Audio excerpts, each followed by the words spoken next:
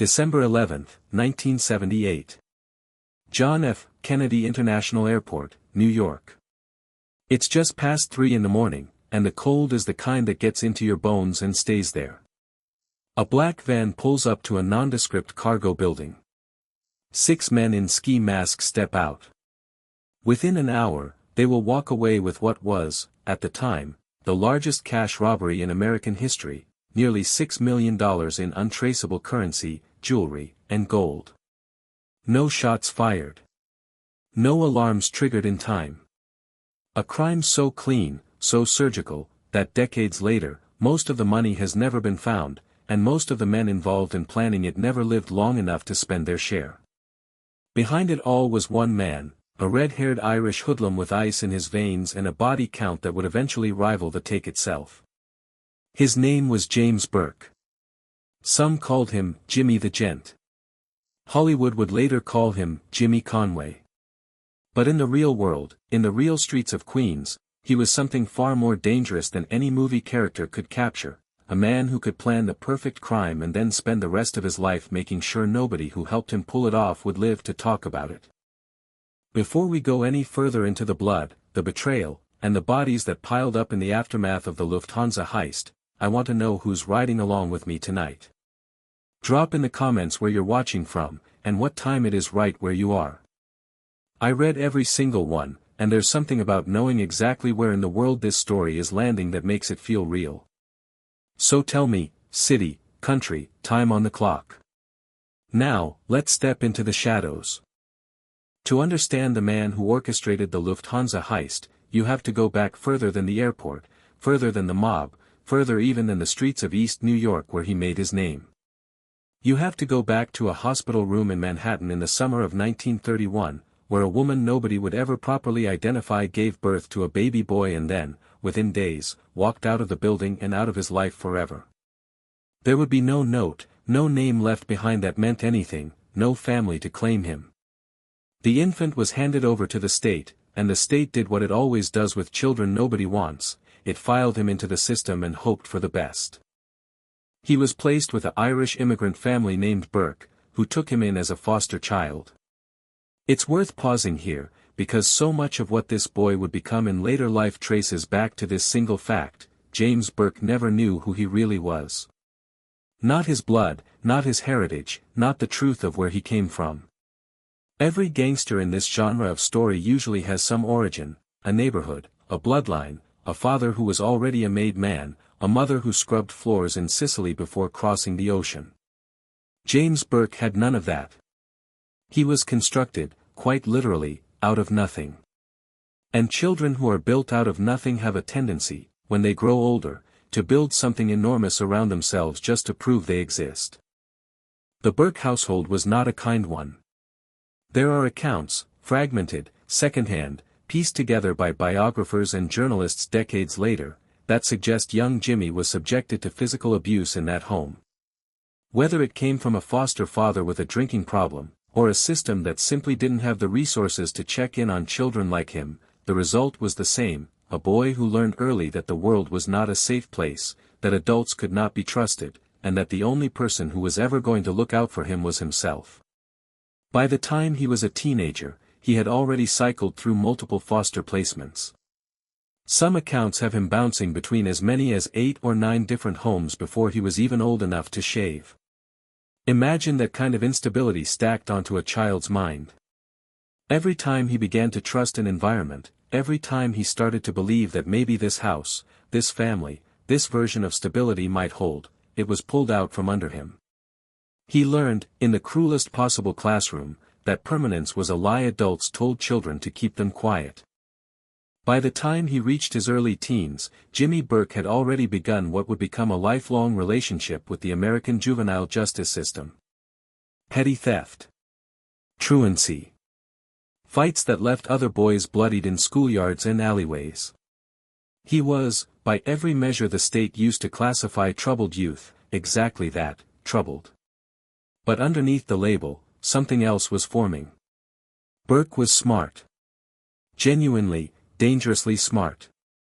Teachers who encountered him in the brief windows before he'd act out and get expelled again noted that he absorbed information quickly, that he had an instinct for reading people, for understanding what made them tick, what made them afraid, what made them willing to do things they normally wouldn't. It's a skill that serves con men, that serves salesmen, that serves cult leaders. And it would serve, eventually, one of the most audacious heist masterminds of the 20th century. He was in and out of juvenile reform institutions throughout his adolescence, the kind of grim, overcrowded facilities that in that era were less about rehabilitation and more about containment. And it was inside those walls, surrounded by other discarded, angry, directionless boys, that Jimmy Burke received the only real education he would ever get. Not in mathematics or literature, but in the architecture of crime. He learned who ran what in which neighborhood. He learned the names of made men the way other kids learned baseball statistics. He learned that in this other America, the one running parallel and invisible beneath the legitimate one, there was a hierarchy, a code, and most importantly, an opportunity for a smart kid with no family and nothing to lose. By his late teens, Burke had planted himself firmly in the neighborhoods of East New York and Brooklyn, areas that in the 1940s and 50s were a patchwork of working-class immigrant communities sitting directly in the shadow of organized crime's growing infrastructure. The mafia at that point in American history was not some distant, mythologized concept, it was the actual power structure of entire city blocks. It ran the loan sharking, the gambling, the labor unions, the trucking routes, the docks. And a smart, ambitious, morally unmoored young man with underworld instincts didn't need a formal invitation to get involved. He simply needed to prove he was useful. Burke started small, the way almost everyone in that world does. He ran errands. He collected debts. He learned the rhythms of the street, who paid on time, who needed a reminder, who needed something more than a reminder. And here is where the boy who had learned, through years of institutional abandonment, to read fear in other people's eyes, found his true calling. Jimmy Burke discovered that he was extraordinarily good at violence, not the reckless, hot-blooded kind that got other young toughs killed or imprisoned before they turned 25, but a cold, calculated, almost surgical kind. He didn't hurt people because he lost his temper. He hurt people because it was the most efficient tool available to accomplish what he needed. That distinction, between rage and calculation, is what separates street thugs from men who eventually run empires. Burke belonged, unmistakably, to the second category. By his early 20s, he had drifted into the orbit of Paul Vario, a capo in the Lucchese crime family who controlled rackets throughout Brooklyn and Queens. This was the relationship that would define the rest of Burke's criminal life. Vario recognized in Burke something valuable, not just muscle, though Burke had plenty of that, but brains. A capacity to organize, to plan, to see 3 and 4 steps ahead in a way that most street-level hoods simply couldn't. Because Burke was Irish, he could never be a made man in the traditional Sicilian mafia sense. The blood requirement for full membership excluded him permanently from that inner circle no matter how much value he brought to the table. But this exclusion, rather than sidelining him, actually gave him a strange kind of freedom. He operated in the gray space alongside the family, useful enough to be protected, valuable enough to be given real responsibility, but never officially bound by the same rules and obligations that governed made men. He could work with multiple crews. He could run his own operations. He answered to Vario, paid his tribute up the chain, and in exchange was given the room to build something of his own underneath that protective umbrella. And build he did. Through the late 1950s and into the 1960s, Burke assembled a crew of his own, men who would follow him not out of blood loyalty or mafia oath, but out of genuine respect for his intelligence and fear of his temper when crossed. He set up shop around the Roberts Lounge, a bar he would eventually come to own on Lefferts Boulevard in Ozone Park, Queens, a location that would later become almost as infamous as Burke himself, whispered about in later years as a place where bodies were rumored to be buried beneath the floorboards and in the surrounding lot. It became his headquarters, his throne room, the place where a boy who had once been handed off between foster homes like an unwanted piece of furniture built his own kingdom, however small, however criminal, however soaked in violence it would ultimately become. It's important, at this point in Burke's story, to sit with something uncomfortable. There is a temptation, when telling stories like this, to romanticize the criminal, to frame the abused orphan turned underworld kingpin as some kind of tragic antihero, a man forged by circumstance who might have been someone entirely different had the cards fallen another way. And there is truth in that framing. The instability of Burke's childhood almost certainly shaped the man he became. But it would be a disservice to every person he later hurt, extorted, or killed to pretend that trauma alone explains what he did with his life. Plenty of children endure abandonment and abuse and go on to build lives of quiet decency. Burke made choices, again and again, at every fork in the road, to move deeper into violence rather than away from it. What his childhood gave him wasn't an excuse, it was a set of tools. A tolerance for chaos. An absence of the kind of attachment that makes most people flinch at hurting others. A hunger to build permanence and control in a world that had given him neither. He simply chose to build that permanence through fear. By the mid-1960s, Burke had become a known and respected figure in the Brooklyn and Queens underworld, not a boss, not a capo, but something almost more useful, an independent operator with connections everywhere, fingers in dozens of schemes, and a reputation for being able to plan jobs that other men wouldn't even conceive of. He ran hijacking operations targeting trucks moving through the area around JFK Airport, which even then was one of the busiest and most lucrative cargo hubs in the country. Airport theft was, in many ways, Burke's first real education in the kind of crime that would eventually make him legendary. He learned the rhythms of the cargo terminals, which shipments came in unguarded, which security personnel could be bought, bribed, or simply intimidated into looking the other way, which routes trucks took and when. He was, in essence, running a graduate-level education in logistics and organized theft years before anyone outside his small orbit had ever heard his name.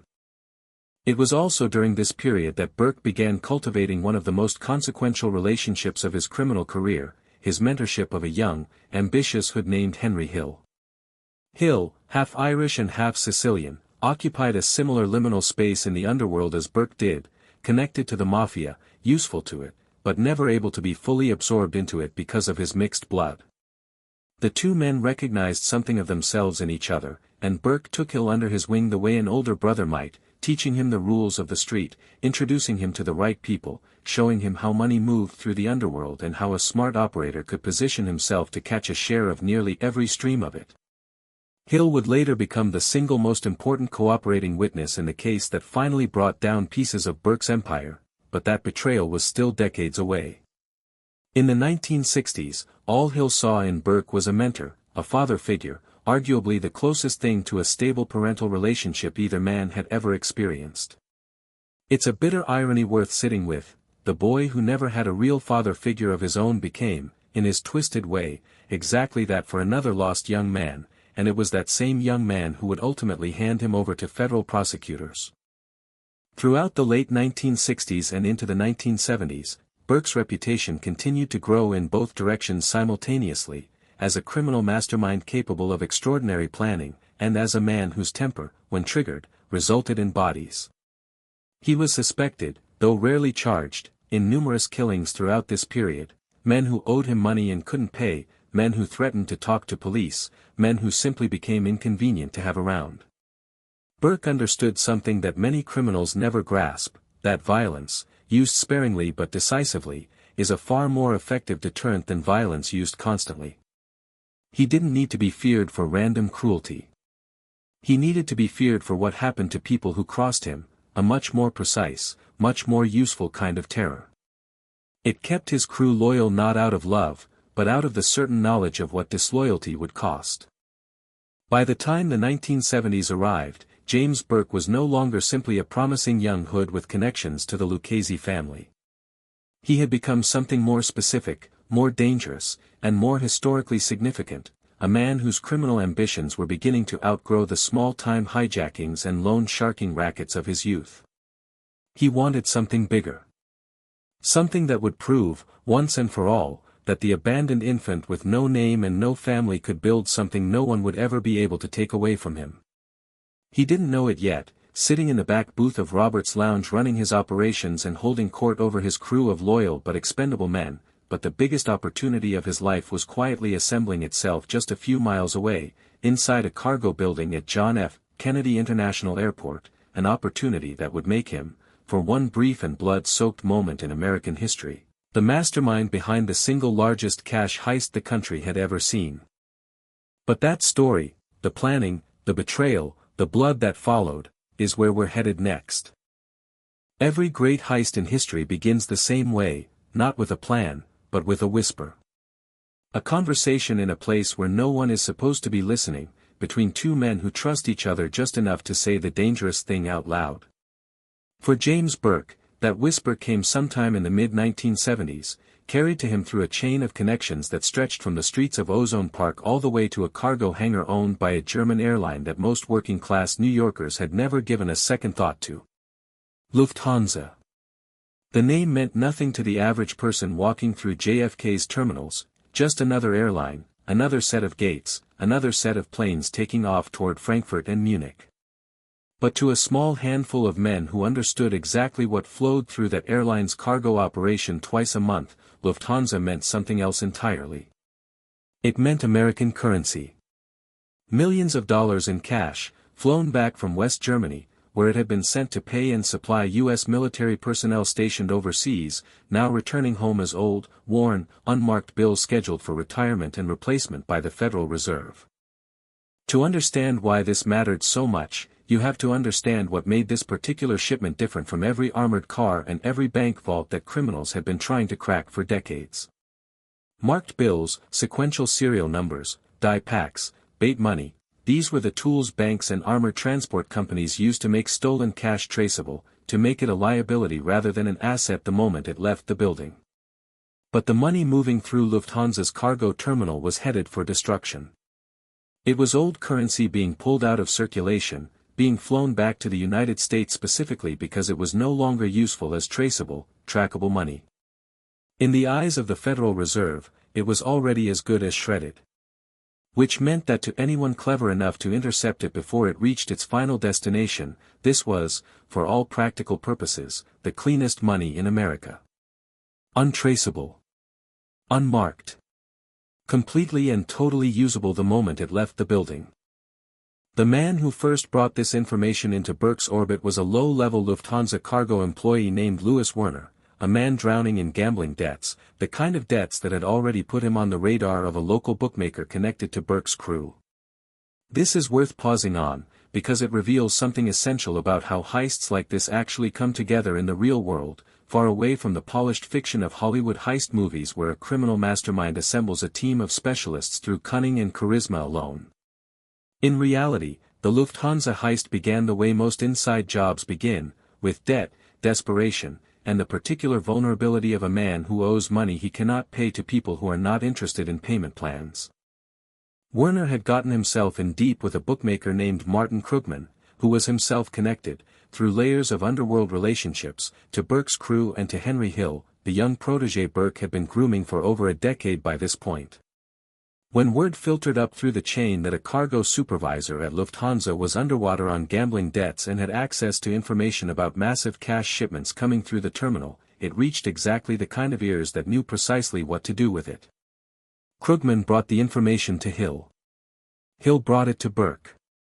And Burke, sitting in the back of Robert's lounge listening to the details unfold, understood immediately that he was looking at the opportunity of a lifetime. But understanding an opportunity and successfully executing it are two entirely different disciplines, and this is where Burke's particular genius, if we can even use that word for a man capable of the violence he was capable of, truly revealed itself.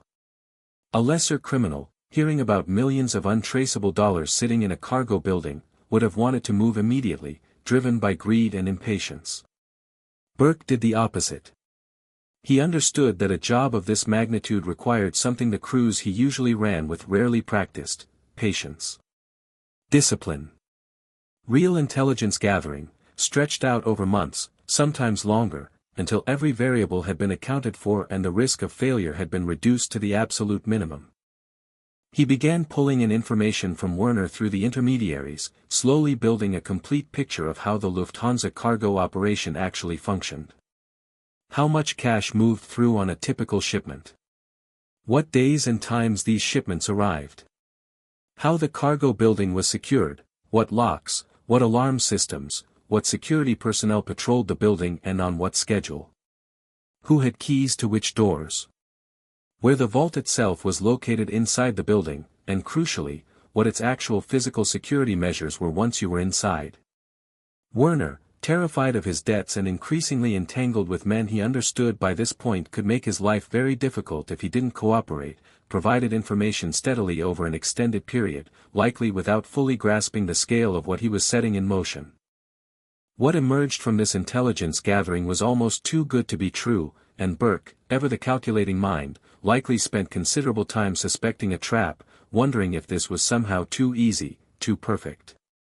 The Lufthansa cargo building's security, it turned out, was built around an assumption that has proven fatal to countless secure facilities throughout history, the assumption that the greatest threat comes from outside. Alarm systems, reinforced doors, security patrols, all of it oriented toward keeping intruders out. But Burke's plan, as it developed, wouldn't require breaking in at all. It would require walking in, through doors that would be open from the inside, by security personnel who had no idea what was about to happen to them, in the dead of night when the building's night shift crew was smallest and least prepared to resist. Burke began assembling his crew for the job with the same careful calculation he'd applied to gathering intelligence. This wasn't a crew he built from scratch, it was drawn largely from men he already trusted, men who had worked with him on smaller hijackings and thefts throughout the 1960s and early 1970s, men whose capabilities and, just as importantly, whose discretion he had already tested under fire. Tommy DeSimone, a volatile and dangerously unpredictable associate whose violent tendencies would eventually make him one of the greatest liabilities of the entire operation. Angelo Sepe, a loyal crew member who had proven himself reliable on previous jobs. Joe, Buddha, Manry and Louis Caffra, brought in for their specific skills and connections. Parnell, Stax, Edwards, tasked with what would become, in hindsight, one of the most catastrophic failures in the entire operation, the disposal of the getaway van after the heist.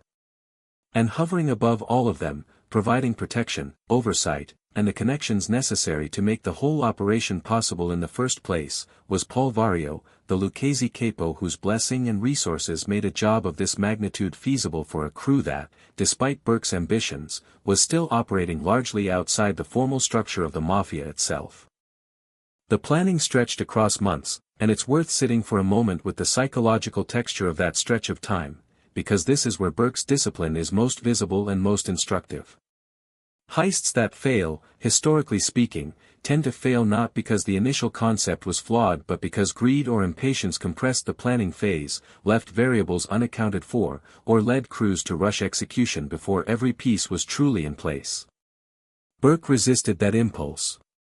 He insisted on running through the plan again and again, refining the timeline, testing which night of the week offered the smallest security presence, confirming and reconfirming which doors would be left accessible and at what specific hour.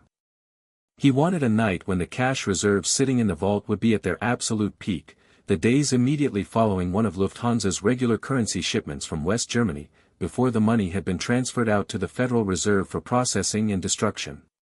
Timing, in a job like this, wasn't just important. It was everything. There's a particular detail from this planning phase that deserves attention, because it reveals just how thoroughly Burke had internalized the lesson that separates amateur criminals from professionals, the recognition that the human element of any security system is almost always its weakest link. No matter how sophisticated the alarms, no matter how reinforced the vault doors, every secure facility in the world depends, at some level, on human beings following procedures correctly under pressure. And human beings, unlike steel doors and electronic sensors, can be frightened, intimidated, or coerced. Burke's plan hinged entirely on this insight. Rather than trying to defeat Lufthansa's physical security systems through brute force or technical sophistication, the plan called for infiltrating the human chain of trust that kept those systems functioning, getting inside personnel to open doors that would otherwise have remained locked, using controlled intimidation rather than technical expertise to bypass security that no amount of lock-picking skill could have overcome from the outside. As the months of planning stretched on through the fall of 1978, tension inside Burke's crew began to simmer in ways that, in hindsight, foreshadowed almost everything that would go catastrophically wrong in the aftermath of the heist. This is one of the most quietly devastating aspects of the entire Lufthansa story, and one that separates it fundamentally from the way heist stories are typically told in fiction. In the movies, the tension before a big score usually centers on whether the plan itself will work, will the vault crack, will the alarm trip, will the getaway car start. In reality, with Burke's crew, the deeper and more dangerous tension was already building around an entirely different question: what happens to all of us after we succeed?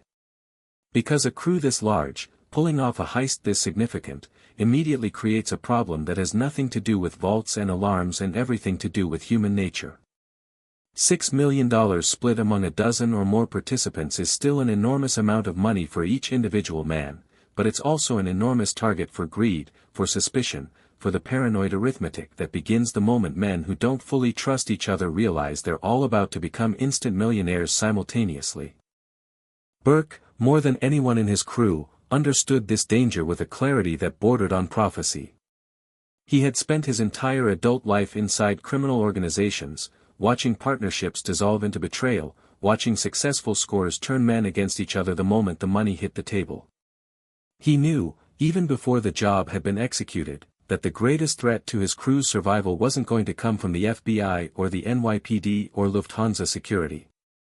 It was going to come from inside the very group of men he was assembling to pull the job off. And in the back of his mind, even as he finalized the details of the robbery itself, another calculation was already beginning to take shape, a calculation about which of his own men could be trusted to keep quiet, to spend their money carefully, to disappear back into ordinary life without drawing attention. And which of them, sooner or later, would become a liability that needed to be dealt with. This is perhaps the most chilling aspect of Burke's genius, and the thing that ultimately defines his legacy far more than the heist itself. Most criminals who plan an operation of this scale are thinking, primarily, about how to get away with the crime. Burke was thinking several steps beyond that. He was already planning, before a single dollar had been stolen, how he was going to survive the aftermath of his own success. He understood, with a coldness that is genuinely difficult to comprehend, that pulling off the Lufthansa heist would only be the first half of the challenge.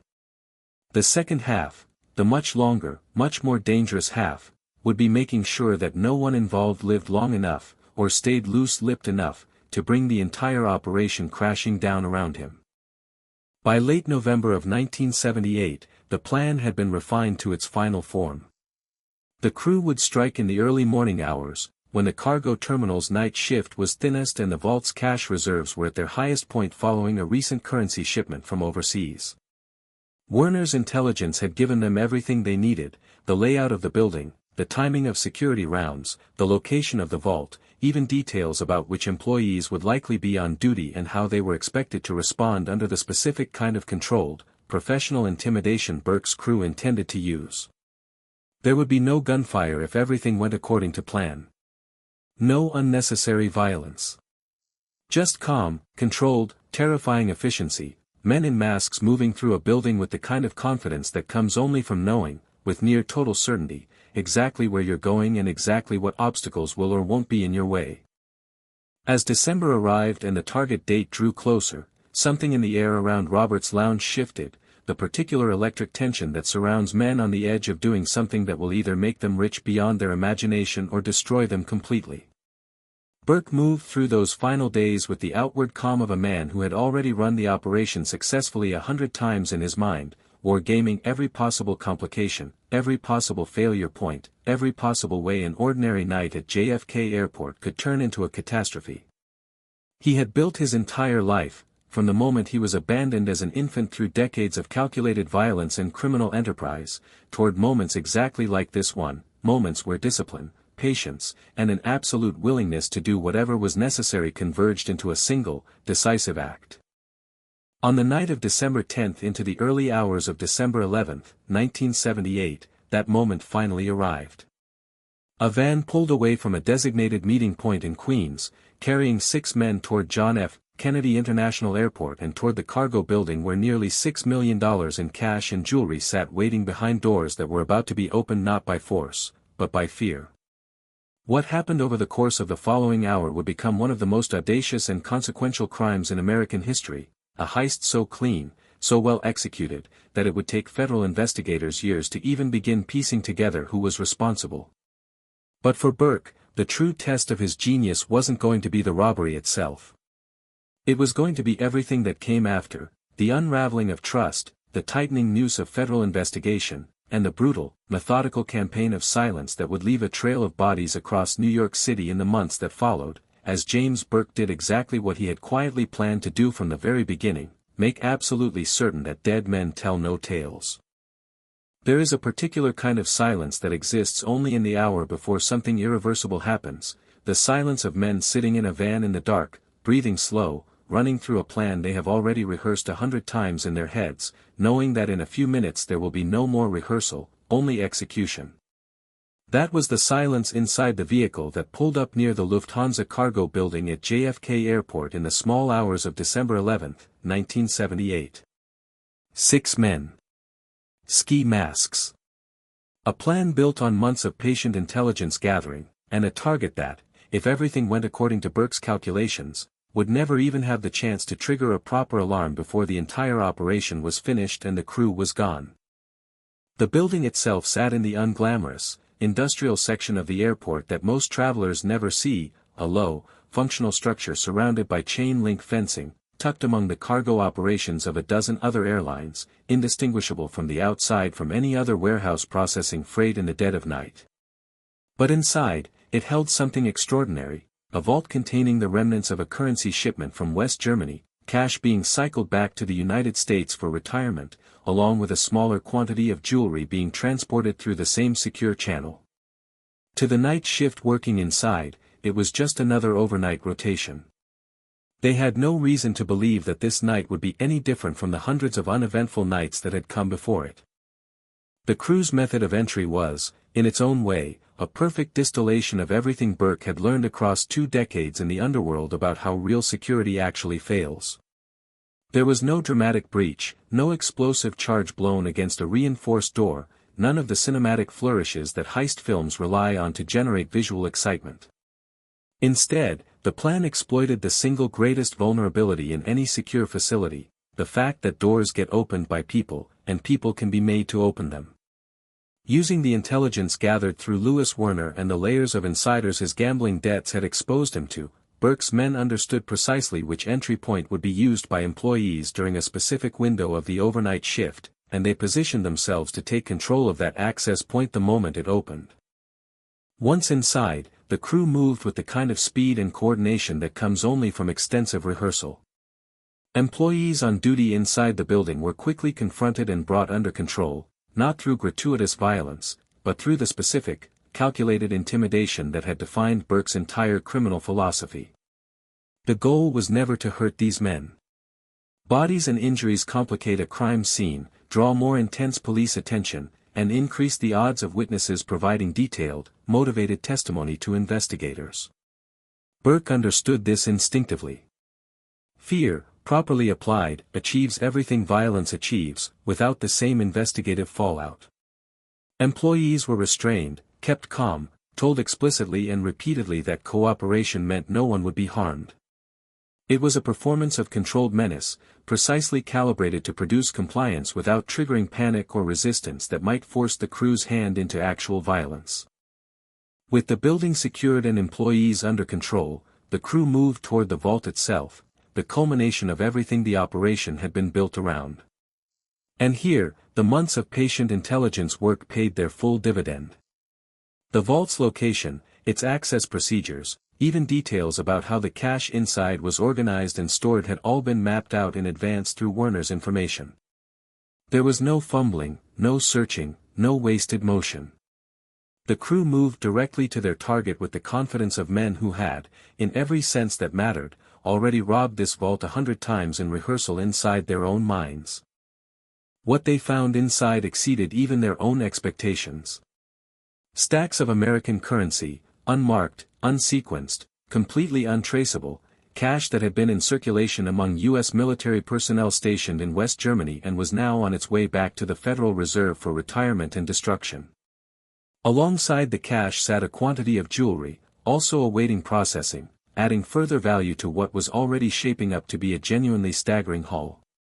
The crew worked with the efficiency of men who understood that every additional minute inside the building represented additional risk, loading the currency and jewelry into containers and duffel bags they had brought specifically for this purpose, moving with the disciplined urgency of professionals rather than the frantic scrambling of amateurs overwhelmed by the scale of what lay before them. The entire operation, from entry to exit, took a remarkably short amount of time, by most accounts, well under an hour, with the core work inside the vault itself compressed into just a handful of minutes once the crew had gained access. This speed was not luck. It was the direct product of Burke's insistence, throughout the planning phase, that every variable be accounted for in advance, that no time be wasted on site figuring out logistics that should have already been solved on paper long before the crew ever climbed into that van. Time, inside a building like that, was the single most dangerous element of the entire operation, and Burke had spent months making sure his crew would need as little of it as possible. When the crew emerged from the building and loaded their haul into the waiting van, they carried with them what would later be estimated at somewhere between $5 and $6 million in cash, along with roughly another $1 million in jewelry, figures that made the Lufthansa Heist, at the time, the largest cash robbery ever committed on American soil. The employees left behind inside the building, shaken but physically unharmed, would soon raise the alarm, but by then the crew was already gone, moving through the pre-dawn streets of Queens back toward the world that had produced them, carrying a fortune that would take investigators years to even begin accounting for. For Burke, sitting somewhere away from the actual point of the robbery itself, because a man of his position and reputation did not personally need to be inside the building during the theft to be its architect and primary beneficiary, the successful execution of the plan must have represented something close to vindication. Here was proof, undeniable and enormous, that the discarded infant handed off between foster homes, the juvenile delinquent cycling through reform institutions, the young hood learning the rhythms of hijacking trucks around JFK, had transformed himself into something history would eventually be forced to reckon with. He had planned and executed the largest cash heist in American history up to that point, and he had done it without a single shot fired, without a single employee seriously harmed, with a precision that even seasoned law enforcement would later be forced to grudgingly acknowledge as remarkable. But triumph, in Burke's world, was never a resting place. It was, at best, a brief pause before the next and far more dangerous phase of the operation began. Because pulling off the robbery, however brilliantly executed, was only ever half of the equation Burke had been quietly solving in the back of his mind throughout the entire planning process. The other half, the half that would come to define his legacy far more than the heist itself, was the question of what happens next. What happens when a dozen or more men, few of whom fully trust each other, suddenly find themselves sitting on shares of a fortune large enough to change their lives completely? What happens when law enforcement, humiliated by a crime of this magnitude and scale, begins applying every available resource toward finding someone, anyone, to answer for it? What happens when the machinery of federal investigation begins turning its full and considerable weight toward Ozone Park, Queens, and the men who called Robert's Lounge their unofficial headquarters? The very first crack in the operation's foundation appeared almost immediately, and it came, with brutal irony, not from any external investigative breakthrough but from the simplest kind of internal failure, the kind that Burke, for all his careful planning, had entrusted to a man who proved catastrophically unequal to the responsibility. Parnell, Stacks, Edwards had been assigned what should have been one of the simplest tasks in the entire operation, disposing of the getaway van used in the heist, a vehicle that, if recovered by law enforcement, could potentially yield forensic evidence connecting the crew to the crime scene. Instead of disposing of the van as instructed, Edwards left it parked, in plain view, near a fire hydrant in Brooklyn, where it sat for days, eventually attracting the attention of local residents and, inevitably, law enforcement. When investigators recovered that van, they gained access to whatever forensic evidence remained inside it, fingerprints, fibers, any trace evidence the crew had failed to eliminate in their haste to distance themselves from the crime scene. It was a stunning, almost unbelievable lapse for an operation that had otherwise been executed with such surgical precision, and it represented exactly the kind of failure Burke had spent months trying to engineer out of existence through careful planning and rehearsal. But planning, no matter how thorough, can never fully account for human carelessness, and Edwards's negligence handed investigators their first real thread to begin pulling on. For Burke, watching from within his own circle as this failure unfolded, the message was immediate and unambiguous. The heist itself had gone exactly according to plan.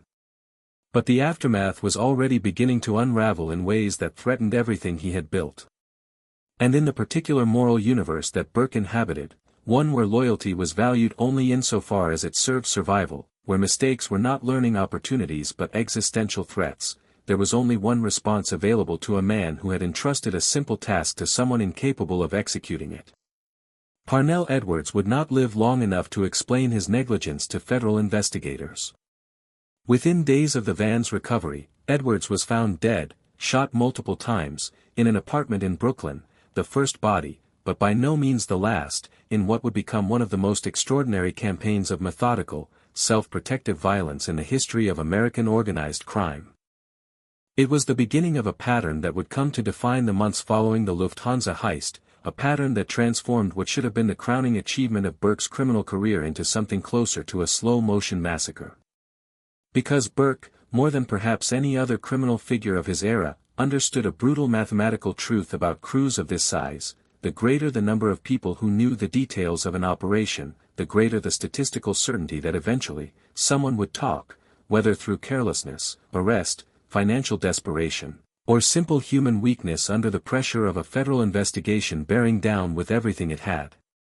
And so, in the weeks and months that followed the heist, Burke began systematically, coldly, and with a discipline that is genuinely difficult to comprehend, eliminating the very men who had helped him pull off the greatest score of his life. One by one, the names began appearing in the newspapers, and one by one, they were names connected, sometimes loosely, sometimes directly, to the Lufthansa operation. Men were found shot in cars, in apartments, in the trunks of vehicles abandoned in remote lots.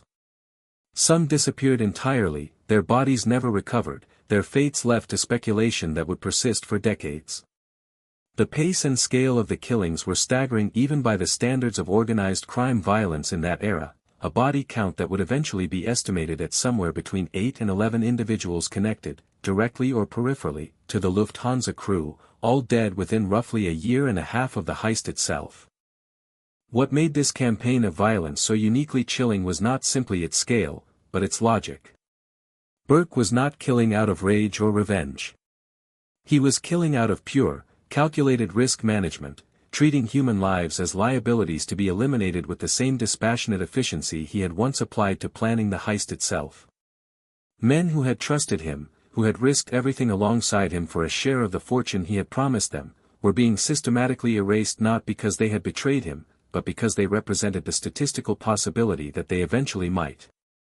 It was preemptive murder, committed not in response to any specific act of disloyalty, but simply as a hedge against the mathematics of probability. And somewhere in the middle of all of this, watching the bodies pile up around him with a mixture of loyalty, fear, and growing dread, was Henry Hill, the young protégé Burke had mentored and shaped for over a decade, the closest thing to a son the childless, family-less Burke had ever had in his adult life. Hill had not been present at the actual robbery, having been otherwise occupied on the night of the heist, but he remained deeply embedded in the world Burke controlled, close enough to see exactly what was happening to the other men who had participated. And as the killings continued, as friend after friend, associate after associate turned up dead in increasingly gruesome circumstances, Hill began to understand something that would eventually shape the rest of his life and, indirectly, the historical record of this entire story, that no one, no matter how close to Burke, no matter how much history and loyalty existed between them, was truly safe from the calculating machinery Burke had built to protect his own freedom. That growing understanding, the slow, dawning terror of a man realizing that his mentor's loyalty had limits, and that those limits were being tested against a fortune of untraceable cash, would eventually set in motion the final chapter of James Burke's criminal empire. But that reckoning was still ahead. In the immediate aftermath of the Lufthansa heist, Burke remained, for the moment, exactly what he had always aspired to be: untouchable, insulated by fear, protected by violence, sitting atop a fortune that federal investigators were still struggling to even properly account for, let alone trace back to the man who had orchestrated it all from the shadows of Robert's Lounge. By the spring of 1979, a few months after the Lufthansa heist had made front-page news across the country, a strange and unsettling pattern had begun to emerge in the outer boroughs of New York City, one that federal investigators, local police, and eventually even the press couldn't help but notice. Bodies were turning up. Not in ones and twos over the course of years, the way organized crime violence typically unfolded, but in a rapid, almost frenzied succession that suggested something far more deliberate than ordinary underworld score settling. And as investigators began pulling threads on each individual killing, a pattern started to crystallize that would eventually become one of the most studied and chilling case studies in the history of American organized crime, because nearly every single victim, it turned out, had some connection, however small, to the men suspected of pulling off the largest cash robbery in American history. The FBI's Lufthansa task force, formed almost immediately after the heist given its unprecedented scale, found itself in a uniquely frustrating position. They knew, almost from the beginning, roughly which world this crime had emerged from. The methods used, the targets selected, the sheer audacity and precision of the operation all pointed toward organized crime circles operating in Queens and Brooklyn, circles that federal investigators had been tracking for years in connection with other rackets. But knowing the general neighborhood a crime came from and being able to build a prosecutable case against specific individuals are two entirely different challenges, and Burke had built his entire criminal life around understanding and exploiting exactly that gap. Investigators quickly identified Louis Werner, the Lufthansa cargo employee whose gambling debts had provided the initial spark for the entire operation, as their most promising lead. Werner's involvement was, in retrospect, the single most predictable vulnerability in the entire plan. A man selected specifically because his desperation made him useful was, by definition, also a man whose desperation made him breakable under the right kind of pressure. When federal investigators zeroed in on Werner in the weeks following the heist, his composure did not hold. Confronted with the weight of federal charges and the prospect of decades in prison, Werner began cooperating, providing investigators with details about how the operation had been conceived, information that, while not sufficient on its own to build a complete prosecutorial case against Burke himself, gave investigators their first substantive foothold into the conspiracy. For Burke, watching this unfold from within his own network of informants and connections, because a man in his position always maintained lines of information running back into the very investigative apparatus trying to bring him down, the news of Werner's cooperation must have confirmed everything he had already suspected about the fundamental vulnerability of large-scale criminal conspiracies. Too many people, too many pressure points, too many individuals whose personal weaknesses could eventually be exploited by federal investigators with unlimited resources and unlimited patience. It was precisely this realization that had driven his campaign of violence in the months following the heist, and Werner's cooperation only intensified Burke's paranoia about who else might eventually crack under similar pressure. The killings continued through 1979, each one following a similar grim logic. Joe, Buddha, Manry and Louis Cafra, both peripherally connected to the operation, disappeared and were later found dead. Teresa Ferrara, a woman connected to elements of the crew through personal relationships, vanished entirely, her body reportedly recovered only in fragments, washed ashore, an end so brutal it sent an unmistakable message to anyone else who might have been considering cooperation with investigators. Tommy DeSimone, whose violent and unpredictable temperament had long made him one of the most dangerous liabilities within Burke's orbit, was eventually killed as well, not necessarily because of any connection to Lufthansa specifically, but because his volatility had made him a long-standing threat that finally outweighed whatever value his loyalty and capability still provided. What made this period so uniquely disturbing, even by the standards of organized crime violence in an era that had already seen plenty of it, was the almost mathematical coldness with which Burke seemed to approach each decision. There was no evidence of hesitation, no indication that the relationships and shared history connecting him to these men carried any weight against the calculated risk each one represented. Men who had trusted him with their freedom, who had put their own lives on the line to help him execute the biggest score of his career, were being eliminated with the same dispassionate efficiency he might have applied to disposing of a piece of evidence. It was, in its own dark way, the purest possible expression of the psychology that had been shaped inside him since childhood, a man who had never been permitted to fully trust anyone, applying that same fundamental distrust to the very people who had earned, through loyalty and shared risk, every reason to expect protection in return. Henry Hill, watching all of this unfold from a position that placed him uncomfortably close to the center of the violence without ever being fully at its center, found himself trapped in an increasingly untenable psychological position. He had spent more than a decade of his life under Burke's mentorship, absorbing not just criminal techniques but something closer to a worldview, a way of understanding loyalty, family, and survival that Burke himself had forged out of his own traumatic childhood. And yet Hill was watching, month after month, as that same mentor systematically erased men who had once occupied exactly the position of trust and closeness that Hill himself currently held. The lesson was impossible to ignore, no matter how much Hill might have wanted to believe that his own relationship with Burke was somehow different, somehow more permanent than the relationships that had connected Burke to the men now lying in graves and unmarked lots across the outer boroughs. Compounding Hill's precarious position was his own deepening entanglement with narcotics trafficking, an enterprise he had built up largely independent of Burke's direct oversight but one that was drawing increasing attention from federal drug enforcement agents throughout this same period. In the spring of 1980, that attention finally caught up with him. Hill was arrested on federal narcotics charges, and it was in the aftermath of that arrest, sitting in custody and facing the very real prospect of decades in federal prison, that the calculation Hill had been quietly running in the back of his mind throughout the previous year and a half finally resolved itself. He had watched enough men connected to Burke die to understand, with total clarity, that his own life expectancy inside that world was no longer something he could take for granted. And faced with a choice between potential decades in prison or potential death at the hands of the very man who had raised him in this world, Hill made the decision that would ultimately unravel everything Burke had spent his entire life building.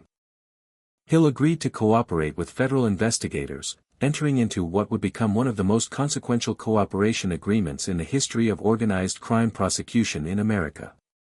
He was placed, along with his family, into the Federal Witness Protection Program, and over the course of extensive debriefings with FBI agents and federal prosecutors, he began providing detailed testimony not just about the Lufthansa heist itself, but about decades of criminal activity connected to Burke, Paul Vario, and the broader network of organized crime figures operating throughout Brooklyn and Queens. For federal investigators who had spent years trying to build a case against Burke with frustratingly limited success, Hill's cooperation represented an almost unimaginable breakthrough, an insider account, delivered by a man who had spent more than a decade at Burke's side, absorbing details that no amount of external surveillance or forensic investigation could ever have uncovered on its own. The irony embedded in this turn of events is almost unbearable to sit with. Burke's entire campaign of violence following the Lufthansa heist had been driven by a singular, overriding fear, the fear that someone close to the operation would eventually talk, that the fortune he had risked everything to secure would ultimately be undone by exactly the kind of cooperation that federal law enforcement specialized in extracting from frightened, desperate men. And in his relentless effort to eliminate that risk by killing off the men who had directly participated in the heist, Burke had failed to fully account for the one relationship that mattered more than any other in his entire criminal life, his bond with Henry Hill, the young man he had raised, mentored, and shaped into an extension of himself, the closest thing to family the perpetually family-less Burke had ever allowed himself to have. It was precisely because Hill occupied a position too close, too personal, too woven into the fabric of Burke's own sense of identity, that Burke had never seriously considered him a threat requiring elimination. And it was precisely that miscalculation that would ultimately bring the entire empire crashing down. As Hill's cooperation deepened throughout 1980 and into the following years, federal prosecutors began the painstaking work of building cases not just around the Lufthansa heist itself, but around the broader pattern of extortion, narcotics trafficking, and violence that had defined Burke's decades-long criminal career. It's worth understanding something important here about how Burke was eventually brought to justice, because it reveals a great deal about the peculiar nature of American organized crime prosecution in this era. Despite Hill's extensive cooperation and detailed knowledge of the Lufthansa conspiracy, federal prosecutors were never able to conclusively convict Burke of participating in the heist itself. The physical evidence connecting him directly to the robbery remained frustratingly thin, a testament to the discipline and planning Burke had applied to the operation's execution even as its aftermath spiraled into chaos. Instead, Burke was ultimately convicted and sent to prison on charges connected to an entirely different scheme, a point-shaving conspiracy involving Boston College's men's basketball program, in which Burke and his associates had bribed players to intentionally affect the outcome of games in order to profit from gambling on the fixed results. It's a strange, almost anticlimactic footnote to the story of a man who had orchestrated the largest cash heist in American history, that his ultimate downfall came not from that legendary crime but from a comparatively modest sports gambling scheme. But it speaks to the broader truth about how organized crime prosecutions actually unfolded during this era. Prosecutors rarely got to convict their targets for the crimes that made them notorious. More often, they built cases around whatever charges could actually be proven in court, using the accumulated weight of a criminal's entire career, rather than any single spectacular crime, to finally secure the conviction that put them away. Burke was sentenced to a lengthy prison term in the early 1980s, and it was there, behind bars, that he would spend the remainder of his active criminal life reflecting on an empire that had risen with such spectacular ambition and collapsed with such devastating thoroughness. The man who had once sat in the back booth of Robert's Lounge, holding court over a crew of loyal associates, orchestrating the theft of millions of untraceable dollars through months of patient, disciplined planning, now found himself confined to a cell, watching from a distance as the world he had built through violence and calculation continued to unravel without him. But the story of James Burke's downfall, and the strange, complicated legacy he would ultimately leave behind, one that would eventually make him one of the most famous criminals in American popular culture through Hollywood's retelling of his story, was still not finished. There remained the question of what happened to the money itself, the millions in untraceable cash that had never been recovered, the fortune that had cost so many lives and had ultimately delivered so little lasting benefit to the man who had planned its theft with such extraordinary care. There remained the question of Paul Vario, and the broader Lucchese family structure that had provided protection and resources for the operation. And there remained, perhaps most significantly of all, the question of what kind of man James Burke truly was underneath all the calculation and violence, a question that would only become more complicated, more difficult to answer, in the years that followed his conviction and imprisonment. There is a particular kind of psychological unraveling that happens to men who have spent their entire lives building power through fear and control, once that power is finally stripped away and replaced with the flat, unglamorous reality of a prison cell. For James Burke, the early 1980s marked the beginning of exactly that unraveling, not a dramatic breakdown, not some cinematic collapse into weakness or remorse, but something quieter and in many ways more revealing of the man underneath the myth. Burke adapted to prison the way he adapted to everything else in his life, with calculation, with an instinct for finding whatever leverage remained available to him, and with the same fundamental coldness that had defined every major decision of his criminal career. Even from behind bars, Burke was not entirely cut off from the world he had built. Men who occupy positions of respect and fear within organized crime rarely lose all of their influence simply because they've been physically removed from the streets. Communication channels persisted, whether through visits, through intermediaries, through the network of relationships that had taken decades to construct and could not simply be severed by a prison sentence. But the nature of that influence had fundamentally changed. Burke was no longer the man planning operations, directing crews, making the kind of decisive calls that had once made him one of the most feared and respected figures in the Brooklyn and Queens underworld. He was, instead, a man managing his own legal exposure, tracking the unfolding federal investigation from a position of increasing helplessness, watching as the machinery he had spent so much energy trying to protect continued grinding forward without him. The most consequential development during this period, from Burke's perspective, was the deepening scope of Henry Hill's cooperation with federal authorities. What had begun as testimony specifically related to narcotics charges and the Lufthansa conspiracy gradually expanded into something far more comprehensive, a detailed, wide-ranging account of Burke's entire criminal career, stretching back decades, touching on murders, extortion schemes, hijackings, and virtually every significant criminal enterprise Burke had been involved in since his earliest days running with Paul Vario's crew. Federal prosecutors, recognizing the extraordinary value of a witness with this level of insider knowledge, worked methodically to build cases not just against Burke himself but against the broader network of organized crime figures who had operated alongside him for years. It was during this period that federal prosecutors finally succeeded in connecting Burke directly to at least one murder tied to the aftermath of the Lufthansa Heist, the killing of Richard Eaton, a man who had become entangled in a drug trafficking dispute with Burke and was murdered in the aftermath of that conflict. This conviction, secured in the mid-1980s, represented something significant in the broader arc of Burke's legal downfall. It was the first time prosecutors had managed to directly tie him to one of the killings that had followed the Lufthansa heist, even if the heist itself remained legally unprovable. The conviction added additional years to Burke's sentence, effectively guaranteeing that whatever life remained for him outside of prison walls would be, at best, a distant and uncertain prospect. Meanwhile, Paul Vario, the Lucchese capo who had provided protection and structural support for Burke throughout his criminal career, was facing his own reckoning during this same period. Vario was convicted on charges related to labor racketeering and other organized crime activities, receiving a prison sentence that effectively ended his own influence over the Brooklyn and Queens underworld.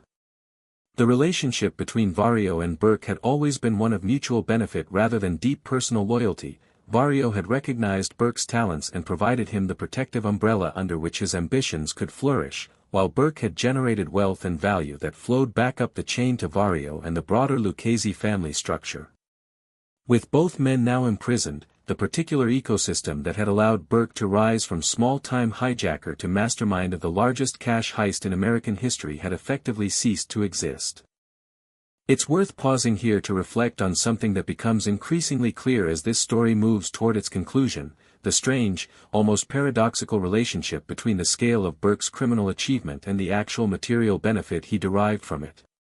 Here was a man who had orchestrated a heist that netted somewhere between $5 and $6 million in cash alone, an amount that in 1978 represented an almost unimaginable fortune, particularly for a man who had grown up with nothing, who had been shuffled between foster homes as an unwanted child with no name and no family to claim him. And yet by the mid-1980s, sitting in a federal prison cell with additional years added to his sentence for a murder connected to the heist's bloody aftermath, Burke had almost nothing tangible to show for that fortune. There was no evidence he had used the money to build any kind of lasting legitimate wealth, no indication of hidden estates or laundered investments that might have provided him security and comfort once he eventually returned to the outside world. Most of the money, to this day, has never been definitively traced or recovered, its ultimate fate one of the enduring mysteries connected to the entire Lufthansa saga. This raises an uncomfortable but important question about what Burke had actually been building toward his entire life, and what the Lufthansa heist ultimately represented for him beyond its obvious financial value. For a man whose childhood had been defined by abandonment, instability, and the total absence of any sense of permanence or control, the successful execution of the largest cash heist in American history may have represented something psychologically deeper than mere financial gain.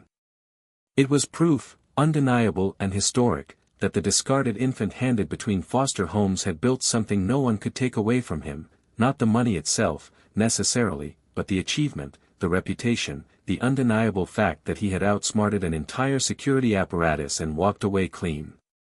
That the aftermath had cost so many lives, had ultimately led to his own imprisonment, and had left the actual fortune essentially unusable and unaccounted for, suggests that whatever Burke was truly chasing across his decades in the underworld was never simply about the money at all. Throughout the mid to late 1980s, as Hill's cooperation continued to reshape the landscape of organized crime prosecution in New York, journalists and true crime writers began taking a deeper interest in the Lufthansa story, recognizing in its scale, its brutality, and its unresolved mysteries the ingredients of a genuinely historic crime narrative. Nicholas Pileggi, a journalist who had spent years covering organized crime in New York, began working closely with Henry Hill to document his life story in extraordinary detail, eventually publishing the book Wise Guy in 1986, a work that would provide the definitive account of Hill's life within Burke's orbit and would eventually become the foundational text for one of the most celebrated crime films in American cinema history. For Burke, sitting in prison as this cultural process unfolded, the experience must have been surreal in ways that are difficult to fully appreciate. The very betrayal that had ended his criminal career and extended his prison sentence was simultaneously transforming him into a figure of significant cultural fascination, not through his own words or his own account of events, but through the testimony and recollections of the man who had turned against him.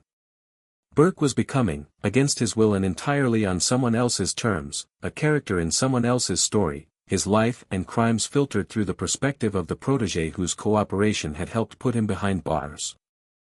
This tension, between the real, historical James Burke and the version of him that would eventually be immortalized in popular culture, deserves careful attention, because it speaks to something important about how we understand and remember figures like this.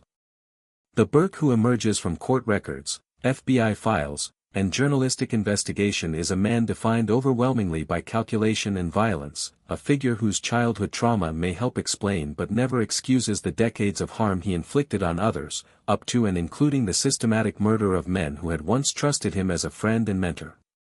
Yet the version of Burke that would eventually reach global audiences through film would inevitably carry some of the mythologizing tendencies that popular crime narratives so often apply to their central figures, a charisma, a magnetism, a kind of dark competence that can make audiences forget, even if only briefly, the actual human cost of the violence being depicted on screen. As the 1980s drew to a close, Burke remained in federal custody, his health beginning to show the effects of age and the accumulated stress of a lifetime spent in an environment of constant calculation and threat. The empire he had built, the crew he had assembled, the fortune he had stolen, all of it had dissolved into prison sentences, unmarked graves, and an unresolved mystery about where millions of dollars in stolen cash had ultimately disappeared to. The man who had once sat at the center of one of the most audacious criminal operations in American history was now, in the most literal sense, a prisoner not just of the federal government but of his own choices, watching from behind bars as the world outside continued moving forward without him, indifferent to the empire he had once believed himself capable of protecting through violence alone. But even as Burke's physical freedom remained permanently foreclosed, his story, or more precisely, Henry Hill's version of that story, was about to reach an audience far larger and more culturally significant than anything Burke could have imagined during his years running operations out of Robert's Lounge. Hollywood had taken notice, and the process of transforming this story of ambition, betrayal, and bloodshed into one of the most acclaimed crime films ever made was already quietly underway, setting the stage for James Burke's strange and unexpected transformation from a feared, largely anonymous underworld figure into one of the most recognizable criminal archetypes in all of American popular culture. There is a peculiar kind of immortality reserved for certain criminals in American history, not the immortality of legend or heroism, but something stranger and more complicated, the immortality of cinema. By the late 1980s, as James Burke sat in a federal prison cell serving out a sentence for a murder connected to the Lufthansa aftermath, a process was already underway that would ensure his name, or at least a fictionalized version of it, would be spoken by millions of people who had never heard of Ozone Park, who had no idea what Robert's Lounge was, and who would come to understand this entire chapter of American criminal history not through court transcripts or FBI files, but through the lens of one of the most celebrated filmmakers of his generation. Martin Scorsese, having read Nicholas Pileggi's book, Wise Guy, shortly after its 1986 publication, recognized in Henry Hill's account of his life within Burke's orbit the raw material for something far more ambitious than a conventional crime drama. What Scorsese saw in the material was an opportunity to depict organized crime not through the mythologized, operatic lens that films like The Godfather had established as the dominant cultural template, but through something grittier, more immediate, more psychologically textured, a story told from inside the machinery of criminal life, narrated by a participant rather than observed from a comfortable moral distance.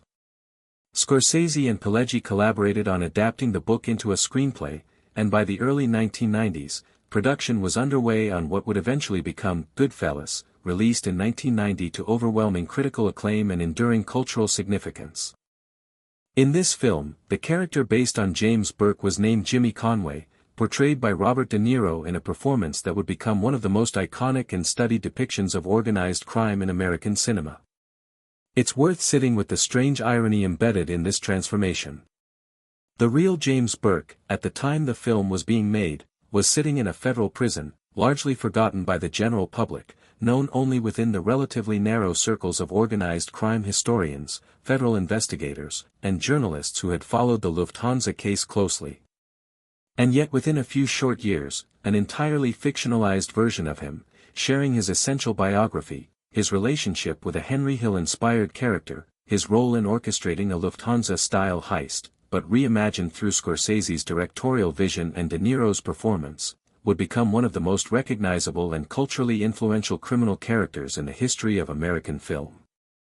The film's portrayal of the character based on Burke captured something genuinely essential about the man's psychology, even while taking the inevitable liberties that any dramatic adaptation requires.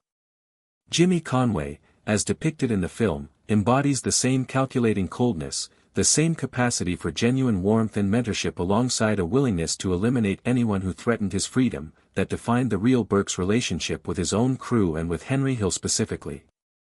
The film's most chilling sequence, a montage depicting the systematic murder of numerous individuals connected to the heist, set incongruously against a melancholic musical score, captures with remarkable fidelity the actual historical reality of what happened to Burke's crew in the months following the real Lufthansa robbery, even as it compresses and dramatizes events that actually unfolded over a longer and messier period of time.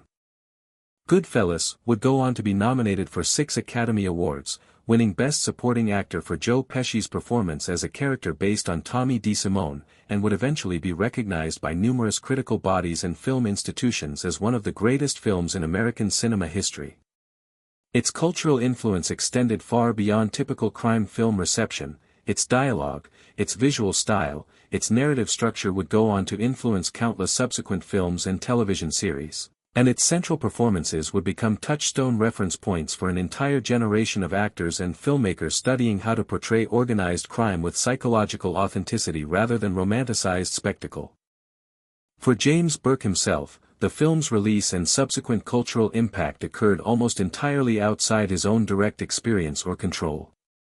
He remained in federal custody throughout this period, and while it's reasonable to assume he was aware of the film's production and eventual release, prison inmates, particularly those connected to organized crime, rarely exist in complete informational isolation from developments related to their own cases and public profile.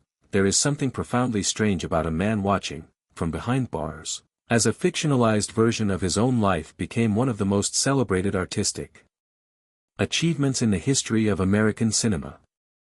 The gap between the real James Burke, a man responsible for the deaths of numerous people in a calculated campaign of self-preservation, and Jimmy Conway, a character audiences would come to find compelling, even charismatic, despite his violence, speaks to something important about how popular culture processes and repackages real criminal history for mass consumption. This gap deserves careful and honest examination, because it touches on one of the more uncomfortable dynamics inherent in true crime storytelling as a genre. There is always a risk, when transforming real violence and real victims into compelling narrative entertainment, of inadvertently softening or aestheticizing horror that, in its actual historical reality, was neither compelling nor entertaining to the people who experienced it.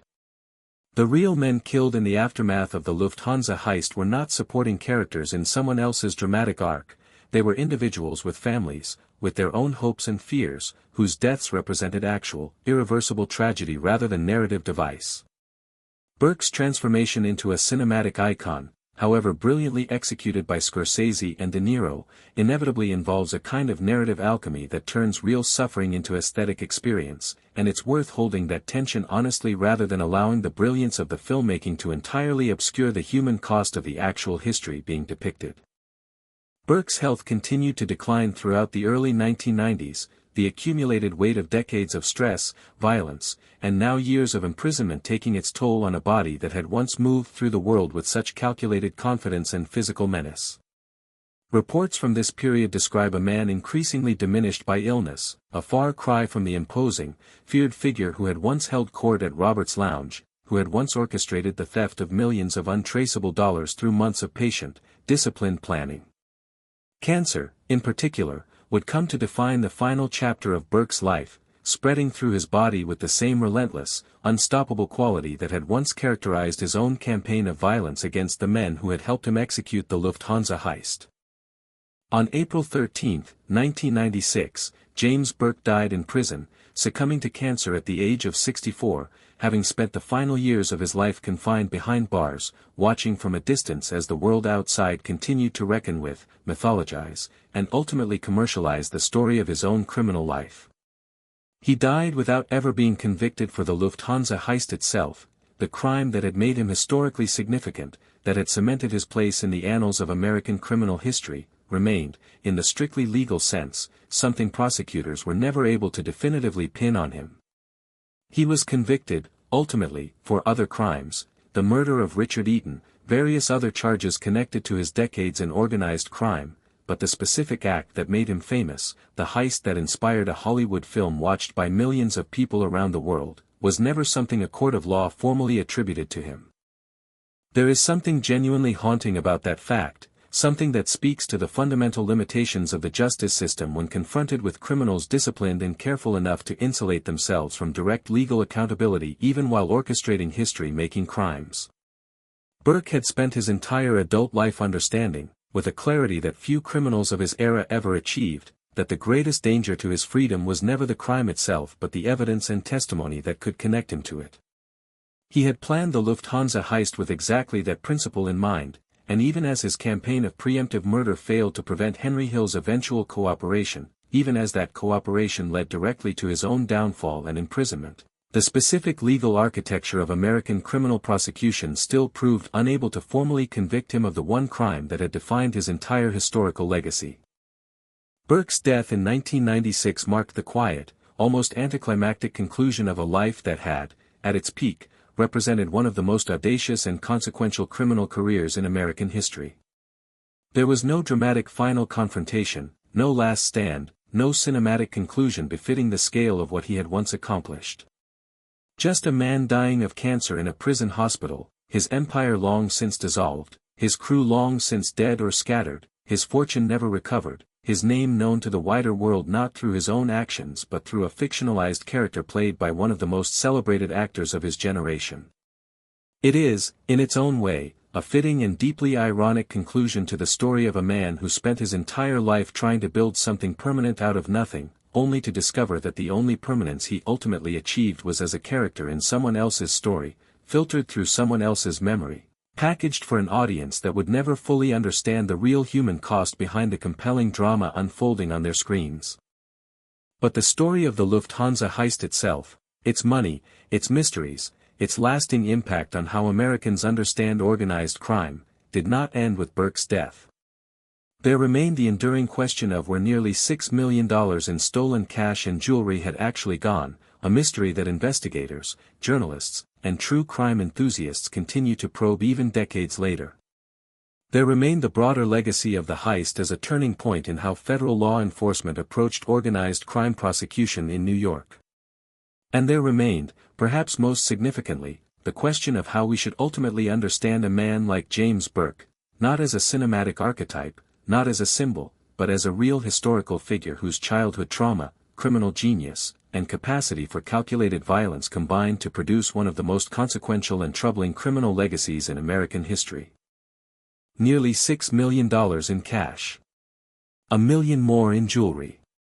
Stolen from a cargo vault at JFK Airport on a cold December night in 1978, in a heist so meticulously planned and so cleanly executed that it remains, to this day, one of the largest unsolved financial mysteries in American criminal history. Because here is the truth that sits at the very heart of the Lufthansa story, the fact that makes it endure in the public imagination decades after the last participant died or disappeared, almost none of that money was ever recovered. Not by the FBI. Not by federal prosecutors who spent years building cases against everyone connected to the operation. Not by true crime investigators who have spent decades since sifting through court records, prison interviews, and second-hand rumors trying to trace where the fortune actually went. This is, in some ways, the most extraordinary part of the entire story. A crime this large, involving this many participants, should have left a financial trail. Money of that magnitude, in the hands of working-class men from Brooklyn and Queens who suddenly found themselves millionaires overnight, should have generated some visible pattern of spending, investment, or lifestyle change that investigators could follow. And to some degree, it did. There were reports of crew members suddenly buying expensive cars, taking lavish vacations, spending with a recklessness that stood in stark contrast to their previous modest circumstances, behavior that some investigators believe actually contributed to Burke's decision to eliminate certain members of the crew, whose conspicuous spending threatened to draw exactly the kind of attention the entire operation had been designed to avoid. But even accounting for that visible spending, the overwhelming majority of the stolen fortune has never been definitively traced, its ultimate fate remaining one of the enduring open questions of the entire case. Various theories have circulated over the decades since the heist. Some investigators believe substantial portions of the money were funneled up through the Lucchese family hierarchy, distributed among figures far removed from the actual robbery who nonetheless took their cut as the price of protection and blessing for an operation of this scale. Others have suggested that much of the cash was simply spent, quietly and carefully, by surviving crew members and their associates over years and even decades, dispersed in amounts small enough to avoid triggering the kind of financial scrutiny that might have drawn investigative attention. And some portion of the mystery, inevitably, died with the men Burke had killed in the aftermath of the heist, men who may have hidden or stashed their shares in locations that were never discovered, their secrets going into unmarked graves alongside them. The truth is that we may never have a complete or definitive answer to where the Lufthansa fortune ultimately went, and that unresolved mystery is precisely what has helped keep this story alive in the popular imagination for nearly 5 decades. Beyond the money itself, the Lufthansa heist left a broader and more measurable legacy on how American law enforcement approached organized crime prosecution in the years that followed. The case became something of a case study in the limitations of purely evidence-based investigation when confronted with disciplined, patient criminal masterminds who understood how to insulate themselves from direct forensic connection to their crimes. It underscored, with brutal clarity, the critical importance of cooperating witnesses in dismantling organized crime networks, the recognition that no amount of forensic evidence or surveillance could substitute for detailed insider testimony from someone who had actually lived inside the criminal structure being investigated. Henry Hill's cooperation, and the witness protection program framework that made it possible, would go on to become a template used repeatedly in subsequent decades to dismantle organized crime families across the country, a direct legacy of lessons federal prosecutors learned from the frustrating experience of building a case against a man as careful and calculating as James Burke. And then there is the question of Burke himself, not Jimmy Conway, not the cinematic archetype audiences came to know through Robert De Niro's performance, but the real, historical James Burke, a man whose life resists easy categorization or simple moral conclusion. It would be dishonest to tell this story without acknowledging the genuine tragedy embedded in his origins, a child abandoned at birth, shuffled through a broken foster care system, subjected to abuse and instability that would have scarred anyone, denied the basic security and permanence that every child deserves. It would be equally dishonest to suggest that this tragic origin excuses or explains away the deliberate, calculated violence he inflicted on others across decades of criminal activity, up to and including the systematic murder of men who had once trusted him as a mentor, a partner, and in some cases, something close to family. Burke's story is not a simple morality tale about a villain born of pure evil, nor is it a sympathetic redemption narrative about a victim of circumstance forced into crime by forces beyond his control. It is something more complicated and more uncomfortable than either of those simpler stories, an account of a genuinely talented, genuinely intelligent man who took the tools his traumatic upbringing gave him and chose, again and again, at every fork in the road, to use those tools to build an empire on fear, theft, and calculated murder. What remains of James Burke today exists almost entirely in the realm of story and legend, in Nicholas Pileggi's book, in Scorsese's film, in the countless documentaries, podcasts, and articles that have continued to probe the details of the Lufthansa heist and its bloody aftermath in the decades since his death. The real man, the actual historical figure who orchestrated one of the most audacious crimes in American history, remains in many ways more obscure than the fictionalized version audiences know from the screen, a testament, perhaps, to the peculiar way American culture tends to process and repackage its criminal history, transforming real violence and real victims into compelling entertainment that can obscure as much as it reveals about the actual human cost of the events being depicted. The Lufthansa heist endures, nearly 5 decades later, not simply because of its scale or its unresolved mysteries, but because it captures something essential and unsettling about the nature of ambition, loyalty, and survival under the specific pressures of the criminal underworld. It is a story about how quickly triumph can curdle into paranoia, how easily loyalty can be overridden by calculated self-preservation, and how the very success that should have secured James Burke's legacy and fortune instead became the mechanism of his own eventual downfall. He built an empire on the theory that careful planning and controlled violence could protect him from consequence indefinitely. In the end, it was neither the police nor the FBI that finally brought him down, but the one relationship he had never fully accounted for in his calculations, the loyalty and eventual betrayal of the one man he had trusted enough to call, in every way that mattered, family. That, perhaps, is the final and most enduring lesson buried within this dark chapter of American criminal history, that no amount of careful planning can fully insulate a man from the consequences of the relationships he builds along the way, and that the very connections we form to survive and thrive in this world can just as easily become the instruments of our undoing. James Burke spent his entire life trying to build permanence out of an abandoned childhood defined by nothing, and in the end, the permanence he achieved was not the fortune he stole, nor the empire he briefly controlled, but the story itself, a story that continues to be told, studied, and reckoned with, long after the man who lived it has turned to dust. If this story pulled you into the shadows tonight, make sure to subscribe for more tales from the underworld of American history. There are more stories like this one waiting, men who built empires out of nothing and watched them crumble under the weight of their own choices. Like this video, share it with someone who loves a dark true story, and stay close, because the next chapter from the shadows of history is already waiting to be told.